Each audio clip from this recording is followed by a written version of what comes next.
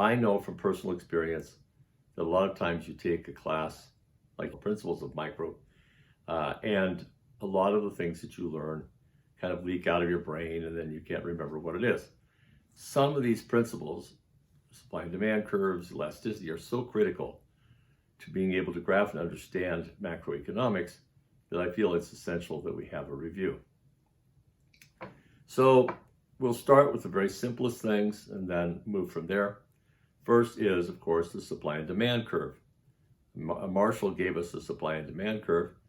He was one of the early economists at Cambridge, was the professor that got John Maynard Keynes interested in economics. And so he developed this supply and demand curve where we have a downward sloping demand curve and an upward sloping supply curve. And so the first question then is, why is the demand curve downward sloping? Why not upward sloping? Why is this arbitrary? What is the reason for it? There are two reasons. So the first reason or argument for why the demand curve is downward sloping has to do with prices and consumers. And it basically comes down to this. If the price goes up, people want to buy less.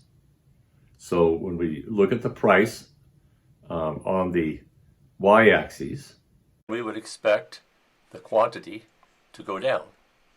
So with the quantity being lower and the price being higher, the demand curve has to shift up at that point, which makes it sloping downward. So that's the first reason.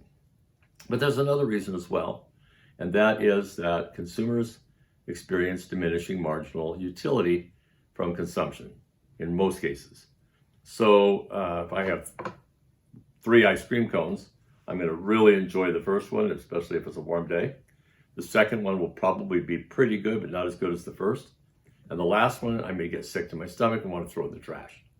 So my utility is going down as more quantities are involved. And if you put that across large numbers of people, you can see that if the utility is going down because of a higher quantity, people are going to be willing to pay less for it. Now, how about the supply curve? Why is it upward sloping? Well, there's a very simple explanation for this. That is, as the price rises, more suppliers are able to enter the market and produce the good in a profitable way. And so that's going to bring on more suppliers, and that will cause the curve to be upward sloping. Okay, so a very important part of these supply and demand curves is to talk about the changes as they shift, as something happens that causes there to be a change. A lot of times we just look at a basic supply and demand curve and we say, oh, look, it's in equilibrium, isn't that exciting? But what we really want to use these for is to look at how certain events or certain things might cause the supply and demand curve to change. There are 2 ways that the supply and demand curve can change. The first is we can see a curve shift. It might shift out, it might shift in, but it could be shifting. Or both curves could shift. But the second way that we could see a change is if we move along an existing demand curve or along an existing supply curve, but the curves themselves don't move. And both of these are important because they represent different things that are happening in the economy. Let's delve a little deeper into changes in the demand curve. So the first one to consider is what causes a movement along the demand curve. Well, there's only one reason why this should happen, where the curve stays the same, but we move off of the equilibrium. And that is if the government is controlling prices. So if they set the price too high as a floor, or they set the price too low as a ceiling, we're going to see movement along the demand curves, but we're not going to see them shift. And this is a very important point, which we'll talk about later. Then there's the shift of the demand curve itself. Let me give you some examples. One would be a change in the price of substitutes. So for example, if you like butter, and butter is $5 a box, and then butter goes to $20 a box for whatever reason, you might decide, hey, I'm kind of interested in margarine now, and start buying margarine. That change in the price of a substitute, butter, cause you to shift or switch to margarine. Another factor could be changes in taste. People can be interested in, Cabbage Patch Kids, and because they're a big fad, and then when the fad dies, nobody really wants them anymore, and of course, then that changes the demand curve and would shift it to the left. Another example would be, what if there are more buyers?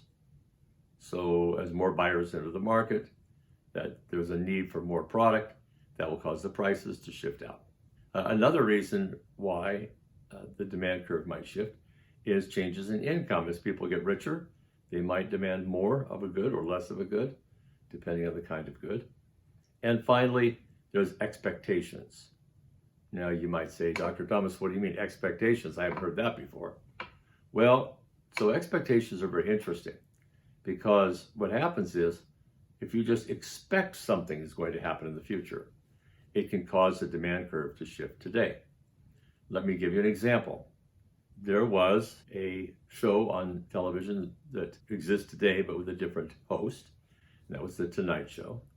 And back in the days when Johnny Carson was the host, a long time ago, the U.S. was experiencing a number of shortages brought on by government price fixes, of course. And these shortages were occurring on a regular basis. Well, one night, as part of his monologue, Johnny Carson thought he'd tell a little joke. And the joke went something like this. So, folks, have you heard about the latest shortage? Yeah, it's going to be a real mess, toilet paper. And he thought it was really funny because it would be a real mess.